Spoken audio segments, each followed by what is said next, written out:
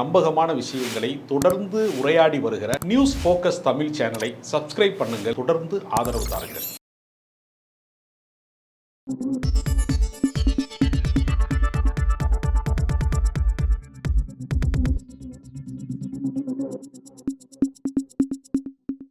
வணக்கம் சார். வணக்கம். ஐஏஎஸ் அதிகாரி அசுதோஷ் அவர்கள் எழுதிய சிறு துளியாய் கடலாவோம் அப்படின்ற ஒரு புத்தக வெளியீட்டு விழா டெல்லியில் நடைபெற்றிருக்கு. புத்தகத்தை வெளியிட்டவர் உள்துறை அமைச்சர் அமித்ஷா.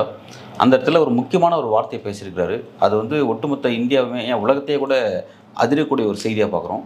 அதாவது, ஆங்கிலம் பேசக்கூடிய நபர்கள் வெட்கி தலைகுனியக்கூடிய காலம் வெகு விரைவில் இல்லை, சீக்கிரமே அவங்க ஒரு அவமானத்துக்கு உள்ளாகுவாங்க அப்படிங்கிற மாதிரியான ஒரு காட்டமான ஒரு கருத்தை பேசியிருக்கிறார். எப்படி பார்க்குறீங்க? ஆங்கிலம் என்பது அடிப்படையிலே ஒரு அறிவியல் மொழி, உலகத்தையே இணைக்கக்கூடிய ஒரு இணைப்பு மொழியாக இருக்கிறது. சூரியனே அஸ்தமிக்காத சாம்ராஜ்யத்திற்கு நாங்கள் சொந்தக்காரர்கள் என்று உலகம் முழுக்க பிரிட்டிஷ்காரர்கள் ஆட்சி செய்த காரணத்தினாலும், மற்ற மொழிகளை விடவும் கொஞ்சம் எளிமைப்படுத்தப்பட்ட 24 எழுத்துக்கள் தான் இருக்கு அப்படிங்கிற எளிமைப்படுத்தப்பட்ட ஒரு மொழியாக இருக்கிற காரணத்தினாலையும் அது உலகம் முழுக்க ஏற்கனவே அது பரவி நிற்கிறது. இன்றைக்கு உலகத்தினுடைய ஆகச்சிறந்த கண்டுபிடிப்பு வருகிறது. ஏதேனும் புதிதாக ஒரு மருந்து கண்டுபிடிக்கிறாங்க, ஒரு விமானத்தினுடைய ஒரு புது கண்டுபிடிக்கிறாங்க. எதை கண்டுபிடித்தாலும் ஆங்கிலம் அறியவில்லை என்றால் அந்த மருத்துவத்தை பற்றி நம்ம முதல்ல டிஸ்கிரிப்ஷன் படிக்க முடியாது. முதல் அடிப்படை உயிர் வாழ்வதற்கான அத்தியாவசிய தேவைகள் சம்பந்தமான விவரத்தை வேற எதுலையுமே பண்ண முடியாது. நீங்கள் எந்த அறிவியல் நவீன சாதனங்களை வாங்குனீங்கன்னாலும், ஒரு கேமரா வாங்குறீங்க, ஒரு செல்ஃபோன் வாங்குறீங்க, உங்கள் வீட்டுக்கான ஒரு பொருள் வாங்குறீங்க, அதை புரிந்து கொள்வதற்கு ஒவ்வொரு மாநிலமும் வேறு வேறு மொழிகள் பேசுகிறான். இப்போ நம்ம ஒரு ஊரில் தயாரிக்கிற பொருளை இன்னொரு ஊருக்கு ஏற்றுமதி செய்கிறோம். அப்போ நீங்கள் பல பொருட்கள் நம்ம பார்க்குறோம். சில மாநிலங்களில் மட்டும் குறிப்பிட்ட காட்டன் விளையும், ஒரு இடத்துல கோதுமை விளையும், உணவுப் பொருட்கள் ஒவ்வொன்றும் எல்லாமே மாறுபடுகிறது. அப்போ மாறுபடுகிற போது நமக்கு எல்லாரையும் ஒருங்கிணைப்பதற்கு ஒரு பொதுமொழி தேவைப்படுகிறது. அந்த இடத்திற்கு இந்தி வர வேண்டும் என்று இவர்கள் ஆசைப்படுகிறார்கள். ஆனால் இந்தி வந்ததா என்று கேட்டால் இந்திக்கு ஒரு பெரிய வேர்கள் எதுவுமே கிடையாது.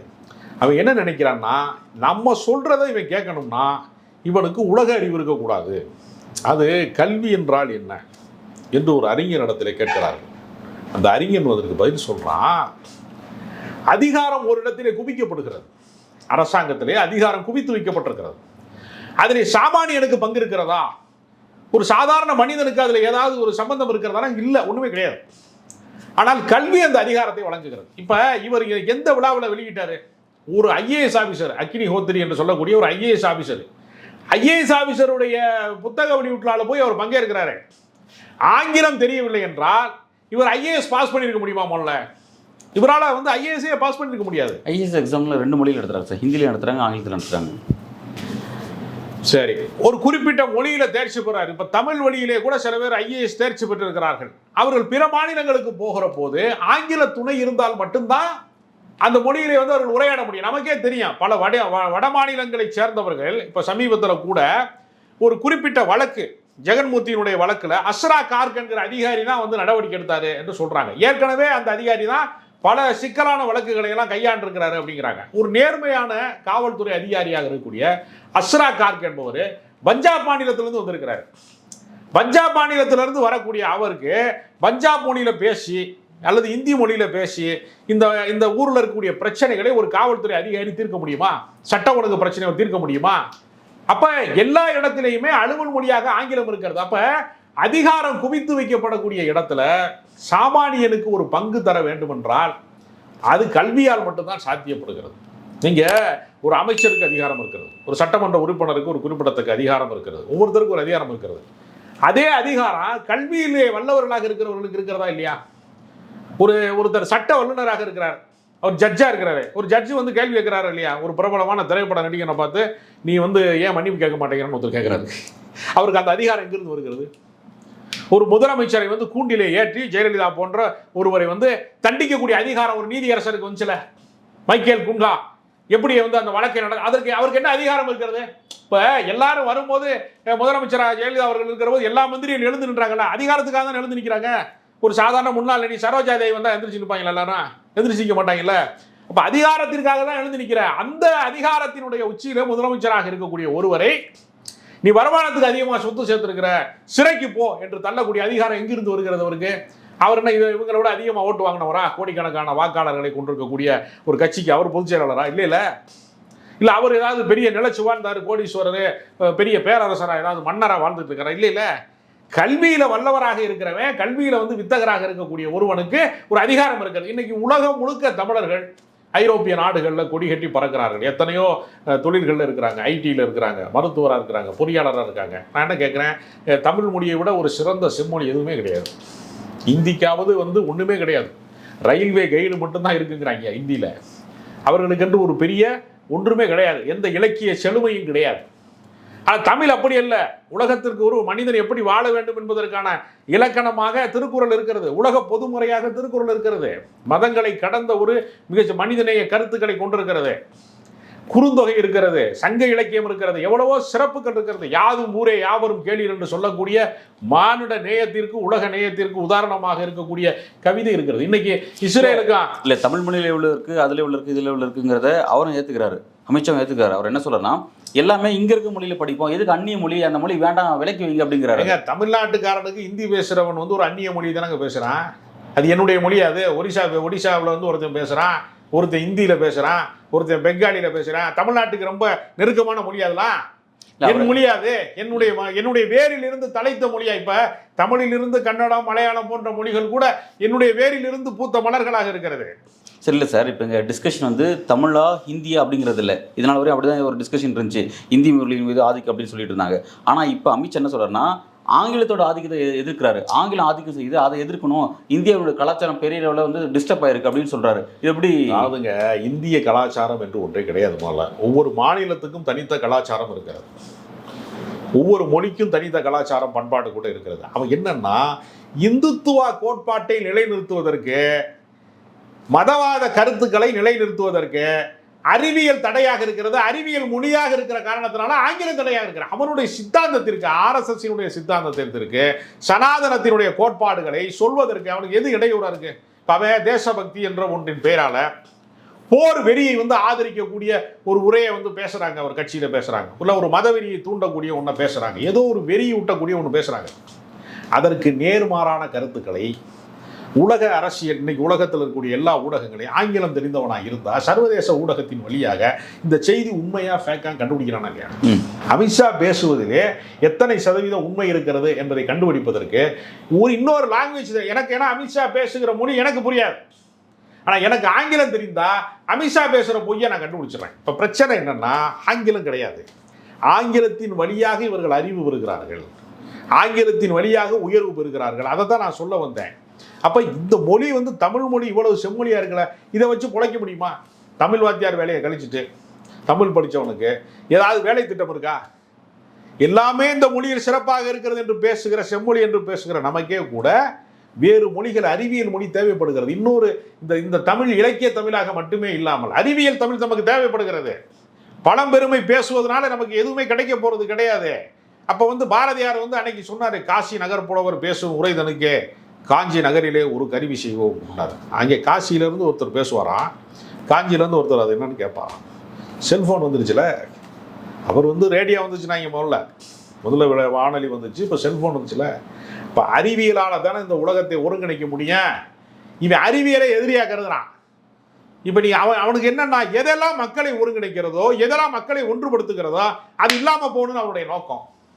எனவே சனாதனம் என்கிற அந்த சாதி கட்டுமானத்தை உடைப்பதற்கு ஆங்கிலம் ஒரு ஒளியாக இருந்து கொண்டு அடிக்கிறது. எந்த புள்ளியிலே மனிதர்கள் ஒன்று கூடுகிறார்கள் என்று பார்க்கிறாங்க. அப்ப இன்னைக்கு ஒவ்வொரு மனிதனுமே தனி மனிதனாக இல்லை, உலகத்தின் ஒரு பகுதியாக இருக்கிறான். கடல்ல இருந்து நீங்க ஒரு துளியை பிரிச்சுட்டு இது கடல் கிடையாது, இது வெறும் சிறு துளிதேன்னு சொன்னாலும் கடலினுடைய உப்புச்சுவை அதுக்குள்ள இருக்கும், கடலினுடைய தன்மை அதற்குள்ள இருக்கும். இப்ப இவனுக்கு என்னன்னா, ஆங்கிலத்தை மட்டும் கற்றுக்கொண்டால் அவன் எல்லா மூட நம்பிக்கைகளுக்கும் எதிரானவனாக மாறிவிடுறான். இது அவன் என்ன செய்வான்னா, இது அவதூறு பரப்புறதுக்காக, அது கிறிஸ்தவ கலாச்சாரத்தை சொல்லுகிறது தான். அவனுக்கு என்னன்னா, பிரிட்டிஷ்காரர்கள் இந்த மண்ணில் வருவதற்கு முன்பு கல்வி எல்லாருக்குமானதாக இல்லை, குருகுலம் என்கிற பெயரில் உயர் சாதிக்காரனுக்கு மட்டும்தான் கல்வி சொந்தமாக இருந்தது. பிற சாதிக்காரனுக்கு, பிற்படுத்தப்பட்டவனுக்கு, நீங்கள் பழைய ஆளுகள்லாம் நீங்கள் பார்த்தீங்கன்னா ஏகப்பட்ட பண்ணையாராக இருப்பான், ஜமீன்தாராக இருப்பான், கணக்க பிள்ளைன்னு ஒரு ஆள் வச்சுருப்பான். ஏன்னா அவனுக்கு கணக்கு தெரியாது. எத்தனை ஏக்கர் இருக்கு, தென்னை மரத்துல இருந்து எவ்வளவு தேங்காய் விழுந்துச்சு, மட்டை எவ்வளவு விழுந்துச்சு அப்படின்னு அவனுக்கு என்ன தெரியாது. பெரிய மீசையெல்லாம் வச்சிருப்பான், பட்டு வேட்டிலாம் கட்டியிருப்பான், ஜமீன்தார்னு உட்காந்துருப்பான், ஒருத்தன் காலை அமுக்கி விட்டுக்கிட்டு இருப்பான், 4-5 சம்சாரம் கூட இருக்கும். அவனுக்கு விவரம் தெரியாது. ஆனால் என்ன செய்யறதுன்னு தெரியாது. அவன் சொத்தையே அவனுக்கு இன்னொருத்தனுக்கு எழுதி கையெழுத்து போட சொன்னாங்கன்னா உங்க பேரில் தாங்க ரிஜிஸ்டர் பண்ணியிருக்கேன்னு சொன்னா அவனுக்கு படிக்க தெரியாது. நீங்க படிக்க தெரியாததுனாலேயே, விவரம் தெரியாததுனாலேயே சொத்துக்களை இழந்தவங்க ரொம்ப பேர் இருக்காங்க. அப்ப படிக்காமலே இருக்கணும். பழைய காலத்து ஆட்கள் என்ன பண்ணாங்க, பொம்பளையா வயசுக்கு வந்தோடனே வீட்டோட இருந்துடணும், வெளியே போகக்கூடாது அப்படின்னு சொன்னாங்கல்ல. படி தாண்டாதவங்க தான் பத்திரினாங்கல்ல முன்னாடி. இப்போ படி தாண்டாத ஆளே கிடையாது. இவன் கணக்குப்படி வந்து அந்த பழமொழி வந்து ரொம்ப இத்து போன ஒரு பழமொழி, யூஸ்லெஸ்ஸான ஒரு பழமொழி. அப்போ இவனுக்கு ஒவ்வொரு தனி மனிதனும் இன்றைக்கு என்னவாக இருக்கிறான், உலக மனிதனாக இருக்கிறான். இவன் ஒரு இந்துத்துவ கோட்பாட்டுக்குள்ள, சாதிய சனாதன கோட்பாட்டுக்குள்ள, இவன் நினைக்கிற எல்லைக்குள்ள இவனால் நிறுத்த முடியலை. அதனால ஆங்கிலம் படிப்பது அவமானம்னு சொல்லி கொடு. ஏற்கனவே ஒரு வரலாறு இருக்கிறது. முகலாயர்கள் ஆட்சி செய்ததில் இருந்து பிரிட்டிஷ்காரனுடைய வருகைக்கு பின்பு, கிழக்கிந்திய கம்பெனி வருகைக்கு பின்பு முகலாயர்கள் தான் ஆட்சி இழக்கிறான். அப்போ என்ன பண்ணிட்டாங்கன்னா, இந்த முல்லாக்களாக இருக்கக்கூடிய அந்த இஸ்லாமிய மத குருமார்கள்லாம் இருக்காங்கல்ல, அவங்கெல்லாம் வந்து கூடி தீர்மானம் போட்டு, இதுக்கு ஒரு முன்னுதாரணம் இருக்குது வரலாற்றில். ஆங்கிலம் படிப்பது ஹராம், இறைவனுக்கு எதிரானது அப்படின்னு ஒரு இதை வந்து அறிவிச்சிட்டாங்க, ஃபத்வா அறிவிச்சிட்டாங்க. ஃபத்வானா என்னன்னா ஒரு தீர்ப்பு, மார்க்க தீர்ப்பு. மார்க்க அறிஞர்கள், இஸ்லாமிய அறிஞர்கள்லாம் கூடி, வழிபாட்டு அறிஞர்கள்லாம் கூடி, ஆங்கிலமே படிக்கக்கூடாதுடா, அவன் மொழியை நம்ம எதுக்குடா பேசணும் அப்படின்னு ஏற்கனவே பரிசோதனை பண்ணிட்டாங்க. அப்படி அறிவித்ததற்கு பின்பு இஸ்லாமிய சமூகம் கல்வியிலே மாபெரும் வீழ்ச்சி அடைந்தது. அவன் இன்னைக்கு வந்து சாம்பிராணி போட்டுக்கிட்டு இருக்கிறான், பிளாட்பாரத்தில் கரிச்சி குத்துக்கிட்டு இருக்கான். நிறையா பேர் வந்து திப்பு சுல்தானுடைய பரம்பரையில் பிறந்த ஒருத்தன் கல்கத்தாவில் ரிக்ஷா ஓட்டிக்கிட்டு இருக்கான். அதெல்லாம் வரலாற்று உண்மை, கதை கிடையாது, ஆதாரம் இருக்கிறது என்று இந்த சமுதாயத்தினுடைய வீழ்ச்சி இருக்கிற இஸ்லாமிய சமூகம் வந்து மிகப்பெரிய வீழ்ச்சி. சச்சார் குழு அறிக்கையில் சொன்னான்ல, இவர்கள் பின்தங்கி இருக்கிறார்கள், தலித்துக்களை விடவும் பின்தங்கி இருக்கிறார்கள். அப்போ நீங்கள் பார்த்தீங்கன்னா எல்லா ரொம்பவும் வந்து பின்தங்கிய வறுமையான சூழலில் இருந்து நீங்கள் பார்த்தீங்கன்னா பல தொழில்களை செய்யக்கூடியவங்களாக இவங்க தான் இருப்பாங்க. நீங்கள் வந்து கடினமான, அதாவது தோல் ஃபேக்ட்ரியில் வேலை செய்யக்கூடியவங்களாக இருப்பாங்க, பல இடங்களில் உங்கள் தொழிலாளர்களாக இருப்பாங்க.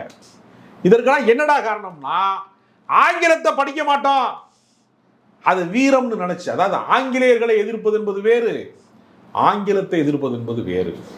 அப்போ அதாவது பகையை வந்து நம்ம வந்து வேற இருக்கணுங்கிறதுக்கு போல பகைவனை அறுக்கணுங்கிறாங்கல்ல, பகைவனை அழிக்கணுங்கிறாங்கல்ல, அது மாதிரி பகையை அழிக்கணும், பகைவனை அழிப்பதுங்கிறது முடிவுக்கே வராது அப்படிங்கிற மாதிரி ஆங்கிலத்தை படிக்கக்கூடாதுன்னு அறிவிச்சாங்க. இஸ்லாமிய சமூகம் பின்னாடி போயிடுச்சு, கடந்த கால வரலாறு. இப்போ அதே மாதிரி இந்துக்களாகிய அவரை பொறுத்தவரையில் இந்துக்கள் தானே, இந்தியர்கள் என்றாலே அவருக்கு வந்து அமித்ஷாவுக்கு இந்துக்கள் தானே. இந்துக்களே ஆங்கிலம் படிக்காதீங்கன்னா விஸ்வகர்மா திட்டத்துக்கு வேலைக்கு ஆள் கிடைக்கும். ஆசாரி வேலை பார்க்குறவன் ஆசாரி வேலை பார்ப்பான், செருப்பு தைக்கிறவன் மையன் செருப்பு தான் பார்ப்பான். அது பாருங்க, அவன் பிறக்கும் போதே பாருங்க, ஒரு இந்து பிறக்கிற போதே தொழிலோடு பிறக்கிறான். என்னடா தொழிலோடு பிறக்கிறான், செருப்பு தைக்கிறவனா பிறக்கிறான். அவன் வந்து அவனுடைய அறிவுக்கோ அவனுடைய சமூக அந்தஸ்துக்கோ அவனுடைய தகுதிக்கோ உரிய வாழ்க்கையை வாழாம போன தலைமுறையில் வந்து ஒரு எல்லா தலைமுறையிலையுமே ஒரே தொழில் செய்கிறவனா இருக்கான். இப்போ நீங்கள் ஒரு முடி வெட்டுவது அப்படின்னு ஒரு தொழில் இருக்குன்னு வச்சுங்க, அது வந்து அழகூட்டுகிற தொழில் அப்படின்னு இல்லைங்க, குறிப்பிட்ட சாதிகாரன் தான் முடி வெட்டுறான். அது ஏன் அப்படி நிகழ்கிறது, யதார்த்தமாக நிகழ்கிறதா? இப்போ நீங்கள் கார் டிரைவராக இருக்கான், குறிப்பிட்ட ஆளுங்க தாங்க கார் ஓட்டுவாங்க அப்படின்னு ஒன்று இருக்கா? ஏன்னா அது அறிவியல். ஆனால் நீங்கள் கடந்த காலத்தில் நீங்கள் பாருங்கள், ஆடு மாடு வைத்திருப்பதற்கென்று ஒரு சமூகம், அறுவடை செய்வதற்கென்று ஒரு சமூகம், சாக்கடை அள்ளுறதுக்கென்று ஒரு சமூகம், செருப்பு தைக்கிறதுக்குன்னு ஒரு சமூகம், எல்லாத்துக்குமே ஒரு குலத்தொழில் சார்ந்த ஒரு விஷயத்தை வந்து உருவாக்கணும். நவீன அறிவியல் என்ன செய்யுதுன்னா இதையெல்லாம் தகர்க்கிறது. நான் ஒரு உதாரணத்துக்கு சொல்கிறேன். இப்போ தமிழ் சினிமாவில் ஒரு பெரிய பிரச்சனை இருந்துச்சு கடந்த காலங்களில், ஒரு 10-20 ஆண்டுகளுக்கு முன்பு வரைக்கும் என்ன பெரிய பிரச்சனை இருந்துச்சு, சிடி தான் பிரச்சனையாக இருந்துச்சு. எந்த படம் வந்தாலும் ஒன்று சிடியை விட்டுறாங்க. ஏகப்பட்ட சிடி கடை இருந்துச்சு, டீ கடையை விட அதிகமாக சிடி கடை இருந்துச்சு. அதை எத்தனையோ ரெய்டு போட்டாங்க, போலீஸை கூட்டிகிட்டு போனாங்க, எவ்வளவோ தடுக்க முடிஞ்சா முடியலை. பென்ட்ரைவ் வந்துச்சு, சோழி முடிஞ்சிருச்சு. அடுத்து ஓடிடி பிளாட்ஃபார்ம் வந்துச்சு. எதுக்குடா இப்போ வீடு ஊரா வந்து எதுக்கு பென்ட்ரைவு? உலகத்தில் இருக்கிற அத்தனை படமும் ஓடிடி தளத்தில் இருக்கு. இன்டர்நெட் கனெக்ஷன் வாங்கி வச்சுட்டாங்கன்னா யூடியூப்ல மட்டுமே ஒரு 10,000 படம் கிடக்கு. ஓடிடியில் ஏதாவது சப்ஸ்கிரைப் பண்ணிட்டான்னா எல்லாத்துலேயும் லட்சக்கணக்கான படம் இருக்கு. இன்னைக்கு சீடியை வாங்கி சரி சரி வச்சாங்கல்ல, முன்னாடி மூட்டையாக வச்சவங்களாம் இருக்காங்க. அந்த மூட்டையெல்லாம் கொண்டு போய் குப்பத்தில் போட்டாங்க இந்த பேருப்ப. அப்போ ஒரு அறிவியலினுடைய வளர்ச்சியின் மூலமாக ஒரு விஷயத்தை சாதிக்க முடியுதுல்ல. அந்த அறிவியல் மொழியாக ஆங்கிலம் இருக்கிறது. அந்த மொழியை கற்றுக்கொண்டாங்கன்னா சனாதனத்தை நிலைநிறுத்த முடியாது, பார்ப்பனியத்தை நிலைநிறுத்த முடியாது, அமித்ஷா உள்துறை அமைச்சராக நீடிக்க முடியாது, மோடி தொடர்ந்து ஆள முடியாது. இந்துத்துவா என்கிற இந்த ஒரு அழுகிய கோட்பாட்டை குப்பை தொட்டிக்கு அனுப்பி விடுவார்கள். யார் அனுப்புவா? இந்துக்களை அனுப்பி விடுவார்கள் என்கிற நிலைமை இருக்கிறது. அதனால ஆங்கிலம் படிக்காத, நான் சொல்றதை மட்டும் நீ கேளு என்று அவங்க சொல்றாங்க. அது என்கிற கருத்தை அவங்க சொல்றாங்க. சரி, இப்போ இந்த மாதிரியான ஆங்கிலத்துக்கு எதிரான, அறிவியலுக்கு எதிரான, ஒரு கல்விக்கு எதிரான ஒரு கருத்தை வேற யாராவது பேசினா நம்ம ஜஸ்ட் லீவ் இட் அப்படின்னு நம்ம கடந்து போகலாம். ஆனால் நாட்டினுடைய உள்துறை அமைச்சர் ஒரு ஐஏஎஸ் உடைய புத்தக வெளியீட்டுல ஐஏஎஸை வச்சுக்கிட்டே பேசுகிறார் அப்படின்னா அது ஒட்டுமொத்த மக்களுக்கும் அவர் எடுக்கக்கூடிய ஒரு பாடம், இங்கே இருக்கக்கூடிய அரசு அதிகாரிகளுக்கு அவர் போடக்கூடிய ஒரு மறைமுகமான ஒரு உத்தரவுனே அதை நம்ம பார்க்கலாம். அந்த அளவுக்கு சீரியஸான ஒரு டோன் அவர் பேசுகிறாரு. இந்த அளவுக்கு பேசக்கூடிய இடத்துக்கு உள்துறை அமைச்சர் எப்படி நகர்ந்தார்? இப்போ இந்த மாதிரியான விஷயங்கள் மனசுக்குள்ளே இருக்கலாம், ஆனால் வெளியில் ஓப்பனாக பேச முடியுது. ஆனால் இந்த அளவுக்கு பேசுகிறார் அப்படின்னா இன்னைக்கு எப்படி? ஏன்னா நீதிமன்றம், இந்தியாவோட நீதிமன்றம் ஆங்கிலம் தான். நீங்கள் மற்ற எக்ஸிக்யூட்டிவ் பாடி ஃபுல்லாகவே நீங்கள் உங்கள் மொழியில் கூட வச்சுக்கோங்க, ஒவ்வொரு ஸ்டேட்டும் அந்த ஸ்டேட்டில் கூட இருக்கட்டும். ஆனால் ஜுடிஷியரின்னு போனால் கம்ப்ளீட்டாக தீர்ப்பு வர்றதுலேருந்து எல்லாமே உங்களுக்கு ஆங்கிலம் தான். எப்படி நீங்கள் இந்த அளவு ஓப்பன் டோன் பேசுவீங்க? நீங்கள் அதிகார துஷ்பிரயோகம் தான் இது. நீங்கள் அரசியல் சாசனத்துக்கு உட்பட்டு நீங்கள் ஒரு அமைச்சர் பதவி ஏற்கிற போது, ஒரு அரசியல் சாசனத்துக்கு உட்பட்டு சட்டப்பூர்வமாக பொறுப்புகளை நீங்கள் ஏற்கிற போது குறிப்பிட்ட மதம் குறித்து இழிவுபடுத்துகிற மொழியை பேசுகிறார்களா இல்லையா? குறிப்பிட்ட சாதி குறித்தவர்கள் பேசுகிறாங்களா இல்லையா? இப்போ மனிதர்களை பிளவு அரசியலை, வெறுப்பு அரசியலை, வன்மத்தை கக்கக்கூடிய விஷயத்தை அவர்கள் தொடர்ந்து பேசுகிறாங்க. அவர்களுக்கு இருக்க ஒரே மிகப்பெரிய சவால் என்னன்னா, கல்வி நிலையங்களிலே இருந்து வரக்கூடிய அறிவு பெற்றவர்கள் இவர்கள் சொல்வதை கேட்க மாட்டேங்கிறாங்க. அதனால என்ன செய்யறாங்கன்னா, நீட் எக்ஸாமை போடு, முதல் கட்டமாக தான் மருத்துவ கல்லூரி மற்ற விஷயங்களுக்கு, உயர்கல்விக்கு. அடுத்தடுத்து அவருடைய திட்டம் என்ன? தேசிய கல்விக் கொள்கையினுடைய திட்டம் என்ன? 3ஆம் கிளாஸ் படிக்கிறவனுக்கு பப்ளிக் எக்ஸாம் வையே, அவன் அங்கேயே பெயில் ஆகட்டும்.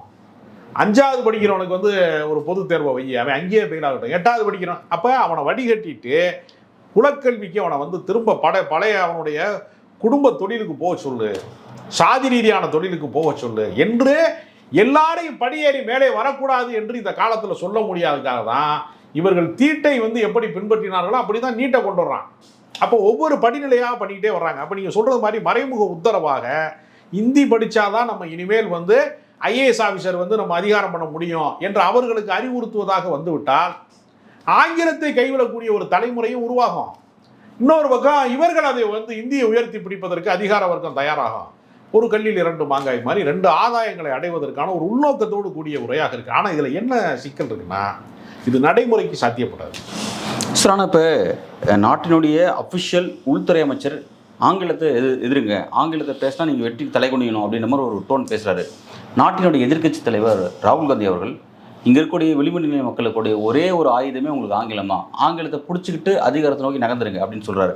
ஒரே நாட்டில் 2 ஒரு ஆளுங்கட்சி ஒரு எதிர்கட்சி தலைவர்கள் இந்த மாதிரி 2 விதமான கருத்தை சொல்கிறாங்கன்னா ஒட்டுமொத்த நாட்டு மக்களுக்கு அந்த கருத்தில் பெரிய குழப்பமே இருக்குது. எப்படி இந்த இடத்துல தான் ராகுல் காந்தியினுடைய தேவை அதிகரிக்கிறது. ராகுல் காந்தியினுடைய குரலைத்தான் இன்றைய புதிய இளைஞர் சக்திகள் ஏற்றுக்கொள்வாங்க. ஏன்னா இந்தியாவில் 80% இளைஞர்களுக்கு வேலை வாய்ப்பு இல்லாமல் ஏறத்தாழ 45 கோடி பேர் வேலையற்றவர்களாக இருக்கிறார்கள். அவங்களுக்கெல்லாம் வேலை வாய்ப்பு தர வேண்டிய இந்த அரசாங்கம் இது மாதிரி தவறான கருத்துக்களை தான் சொல்லிக்கிட்டே இருக்கிறாங்க. பின்னடைவை நோக்கி, அதாவது நாம் வாழுகிற நூற்றாண்டில் இருந்து ஒரு 1000 ஆண்டுக்கு பின்னாடி போகிற ஒரு வாழ்க்கையை மீண்டும் உருவாக்கணும் அப்படின்னு சொல்கிறது இருக்குல்ல, அது அறிவியலுக்கும் பொருத்தமற்றது, யதார்த்தத்துக்கும் பொருத்தமற்றது. அதனால் ராகுல் காந்தியினுடைய அவர் மீது இருக்கக்கூடிய மரியாதை என்பது இன்றைய இளைஞர்களுக்கு அதிகரித்து கொண்டே இருக்கிறது. தேர்தலிலே இவர்கள் மோசடி செய்துதான் திரும்ப திரும்ப அதிகாரத்தை கைப்பற்றுகிறார்கள் என்கிற சந்தேகம் பல பேருக்கு வலுவாக மாறிக்கொண்டே இருக்கிறது. அதனால் ராகுல் காந்தியின் குரல் என்பது ஒட்டுமொத்த இந்தியாவின் குரல், அமித்ஷாவின் குரல் என்பது சனாதனத்தின். அவர் இன்னும் விஷயத்தை சொன்னார் என்னன்னா, இங்கே இருக்கக்கூடிய அரசு அஃபிஷியல்ஸ், அரசு அதிகாரிகள் இரக்கமற்றவர்களாக இருக்காங்க. இரக்கமற்றவர்களாக இருக்கிறதுக்கான காரணம் என்ன? அவங்களுக்கு கலாச்சாரத்தினுடைய மொழி வேற மாதிரி போய் சேருது, ஆங்கில வழியில் படிக்கிறதுனால அவங்களுக்கு அந்த இரக்கமே இல்லாமல் போயிடுது. அப்போ ஹிந்தி நோக்கி நகரம்னு சொல்லி ஒரு விஷயத்தை அங்கேயே பேசியிருக்கிறாரு. அதாவது இரக்கத்தை பற்றி யார் பேசுவது என்று தெரியல. கலவரக்காரர்கள், குஜராத் கலவரத்தை தூண்டியவர்கள், எத்தனையோ மிக மோசமான கொடூரமான சம்பவங்கள், மனித உரிமை மீறல்களுக்கு மாட்டுக்கறி வைத்திருக்கிறான் என்கிற ஒரு சிறிய சந்தேகத்தின் பேரிலே அடித்து கொலை செய்வதற்கான தூண்டுதலை செய்கிறவர்கள், சொந்த மண்ணிலேயே அகதிகளாக இஸ்லாமியர்களை மாற்றியவர்கள், இவர்கள்லாம் வந்து இரக்கத்தை பற்றி பேசுகிறார்களா? ஏதோ அன்னை தெரசா மாதிரி தன்னை கருதி கொண்டு பேசுகிறார்களான்னு நமக்கு தெரியல. இரக்கத்தை பற்றி இவர்கள் அதுவும் சொல்ல போனால் கிறிஸ்தவர்கள் தான் ஏறத்தாழ வெள்ளைக்காரர்கள் வந்து கிறிஸ்தவர்களாக இருந்தார்கள். கிறிஸ்தவங்க என்கிற அந்த மதம் தான் ஒரு மனிதனை மன்னிக்க சொல்லிக் கொடுப்பதற்கான எல்லா தத்துவங்களையும் பைபிளின் வழியாக நமக்கு பேசியது. நீங்கள் மன்னிப்புங்கிற வார்த்தையை இன்னைக்கு கூட நீங்கள் சொன்னீங்கன்னா எல்லா பாவங்களையும் மன்னிக்கிறார் கர்த்தர்னு சொல்கிற ஒரு அந்த மொழியை கேட்டு தான் உன்னுடைய பாவம், நீ வந்து ஒருத்தரை மன்னிச்சேன்னா கடவுள் உன்னுடைய பாவங்களை மன்னிப்பார். நீ ஒருத்தர் மேலே இறக்கப்பட்டேன்னா கடவுள் உன் மீது இறக்கப்படுவார். நீ ஒருத்தருக்கு உடை வாங்கி கொடுத்தேன்னா கடவுள் உனக்கான உடைகளை வந்து அவர் உனக்கு வழங்குவார், வாரி வழங்குவார். நீ யாருக்காவது உணவு கொடுத்தேன்னா கடவுள் உனக்கான உணவு ஏற்பாடு செய்வார் என்கிற தத்துவத்தையே இந்த உலகத்திற்கு சொன்னதாவது மலைப்பிரசங்கம் என்று இயேசுநாதனுடைய மலைப்பிரசங்கம் என்று ஒரு வரிசை இருக்கிறது. அந்த மலைப்பிரசங்கத்தை கேட்டுவிட்டுத்தான் நான் அகிம்சை என்கிற தத்துவத்திற்குள்ளேயே வந்தேன் என்று டால்ஸ்டாயை படித்ததும் இயேசுநாதனுடைய மலைப்பிரசங்கத்தை கேட்டதும் தான் என் வாழ்க்கையில் அகிம்சையை கடைபிடிப்பதற்கு காரணமாக இருந்ததுன்னா காந்தியை விடவும் ஒருத்தர் வந்து இரக்கத்திற்கு எடுத்துக்காட்டாக யாரையாவது சொல்ல முடியுமா? எதிரியாக இருக்கிறவனை கூட தாக்கக்கூடாது, அவனுடைய கருத்தை தான் நம்ம மறுக்கணும். இந்த உலகத்தில் அடிபட்டவன் ஜெயித்தவனா அடித்தவன் ஜெயித்தவனா என்று உலகம் முழுக்க ஒரு கேள்வி இருக்கிறது. அடித்தவன் தான் ஜெயித்தவன் உலகம் முழுக்க சொல்லும் போது காந்தி சொன்னார் அடி வாங்கினவனும் ஜெயிச்சவன் தான், அவன் பக்கம்தான் நியாயம் இருக்கிறது என்றால் அடித்தவன் ஜெயித்தவன் ஆக மாட்டான் என்கிற அகிம்சை தத்துவத்தை உலகத்துக்கு சொன்ன காந்தி அவரை விட இரக்கத்துக்கு உரியவர் யாருமே கிடையாது, இரக்கத்தை சொன்னவர் யாருமே கிடையாது. அவரை கொலை செய்த கோட்சேவின் கூட்டம் நமக்கு இரக்கத்தை சொல்லுகிறது தான் வரலாற்றின் வினோதம். ஒரு சீரியஸான வார்த்தைகளாக தன்னுடைய அறிவியலுக்கு எதிரான கல்விக்கு எதிரான ஒரு காட்டமான வார்த்தைகளாக பொன்முட்டுகளாக உதிர்த்திருக்கிறார் உள்துறை அமைச்சர் அமித்ஷா. இது அடுத்த கட்ட எதை நோக்கி நகருது? சொல்லோட நின்றுதா அல்லது செயலை நோக்கி இது நகருதா? நகர்ந்தா எவ்வளோ பெரிய விளைவுலாம் வந்து இந்தியா எதிர்கொள்ளும் அப்படிங்கிறது நினச்சி பார்க்கும்போது நமக்கு ஒரு மாதிரி இருக்குது. அடுத்த கட்டம் எதை நோக்கிங்கிறத நம்ம பொறுத்திருந்து பார்க்கலாம் சார். நன்றி. இந்த வீடியோ உங்களுக்கு பிடிச்சிருந்தா லைக் பண்ணுங்க, மறக்காம சப்ஸ்கிரைப் பண்ணுங்க, கூடவே உங்க ஃப்ரெண்ட்ஸ்க்கு ஷேர் பண்ணுங்க.